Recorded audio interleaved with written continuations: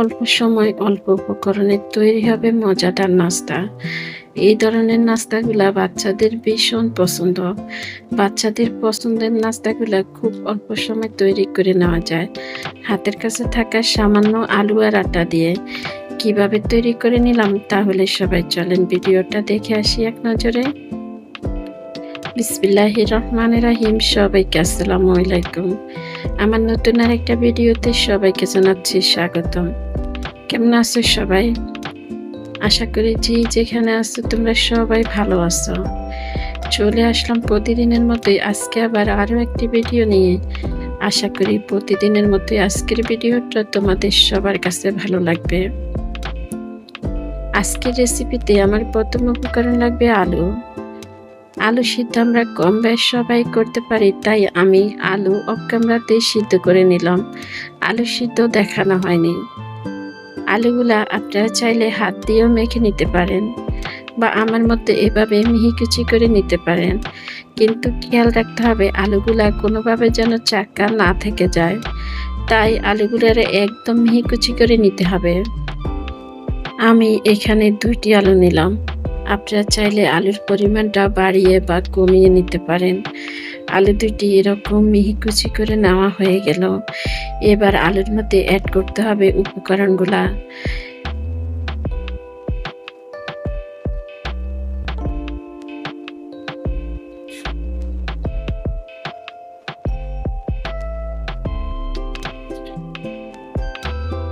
আলুর মধ্যে প্রথমে আমি দিয়ে দিলাম 2টি পেঁয়াজ কুচি। এবার দিয়ে দিব আমি কাঁচামরিচ কুচি। এখানে জালের পরিমাণটা আপনারা আপনাদের পছন্দ মতো দিতে পারেন।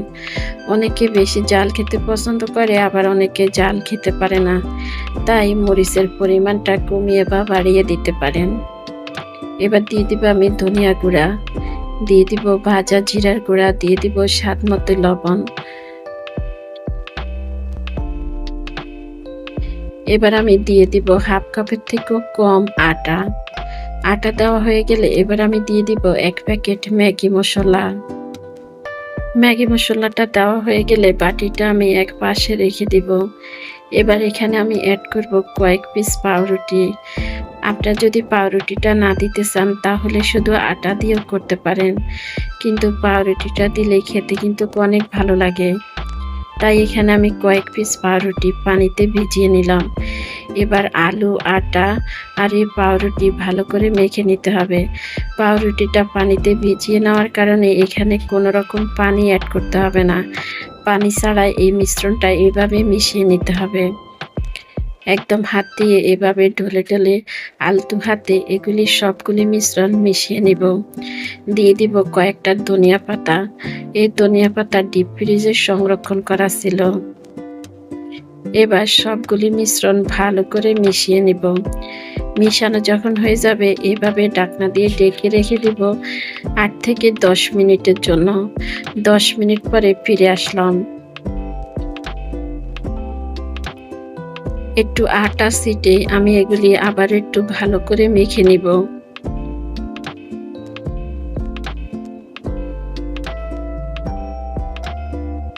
ভালো করে যখন মাখা হয়ে যাবে এবার ছুরি দিয়ে এগুলি ছোট ছোট করে কেটে নিতে হবে। কাটা হয়ে গেল। আবার উপরে একটু আটা ছিটে নিলাম।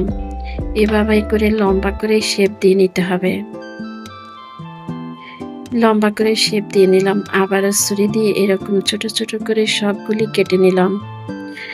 আপনারা সবাই দেখে বুঝে নিতে পারেন এরগুলি কিরকম ছোট করে কাটতে হবে। ঠিক এরকম করে ছোট ছোট করে সবগুলি কেটে নিলাম। কাটা যখন হয়ে যাবে এবার হাত দিয়ে এভাবে করে আমি লম্বা লম্বা করে শেপ দিয়ে নিলাম। এবার আমার লাগবে একটি কাঁটা চামচ। এটা দেখার সৌন্দর্যের জন্য এভাবে করে কাঁটা চামচ দিয়ে এভাবে চাপ দিয়ে দিলে একটি ডিজাইনের মতো তৈরি হয়ে যাবে। তখন দেখতে কিন্তু খুবই সুন্দর দেখাবে। এই যে খুব সুন্দরভাবে আমি একটি কাঁটা চামচ দিয়ে এভাবে চাপ দিয়ে ধরলে খুব সুন্দর একটি ডিজাইন তৈরি হয়ে গেল। একেভাবে আমি সবগুলি তৈরি করে নিব। চামচ দিয়ে এভাবে চাপ দিলে এই যে হয়ে গেল। খুবই অল্প সময় হাতের কাছে থাকা আলু আর আটা দিয়ে তৈরি করে নিতে পারেন। বিকালের জন্য, বাচ্চাদের স্কুলের টিফিনের জন্য এই ধরনের মজাদার নাস্তাগুলা। এই নাস্তাগুলা বাচ্চারা ভীষণ পছন্দ করে, তাই খুব অল্প সময় এই নাস্তাগুলা তৈরি করে নেওয়া যায়। এভাবে করে আমি সবগুলি নাস্তা তৈরি করে নেব। আশা করি আপনারা দেখে সবাই বুঝে নিলেন আমি কিভাবে এই নাস্তাগুলা তৈরি করে নিলাম। একটি কাঁটা চামচ দিয়ে এভাবে চাপ দিয়ে ধরলে একটি ডিজাইনের মতো তৈরি হবে। আপনারা চাইলে এইভাবেও ভেজে দিতে পারেন বাচ্চাদেরকে, এই চামচের চাপটা না দিয়ে। এভাবে করে আমি সবগুলি নাস্তা তৈরি করে নিলাম। নাস্তাগুলা কিন্তু আমার তৈরি হয়ে গেছে। এবার ভেজে নিতে হবে। চুলার মধ্যে আগে থেকে আমি একটি কড়াই বসিয়ে দিলাম, দিয়ে দিলাম পরিমাণ মতো তেল। এবার একে একে নাস্তাগুলা ভেজে নিতে হবে। আমি জানি না একটু পর্যন্ত আমার সঙ্গে তোমরা কে কে এসেছো। তোমরা যারা এসেছো একটি লাইক দিতে ভুলে গেছো, তোমরা একটি লাইক দিয়ে দাও।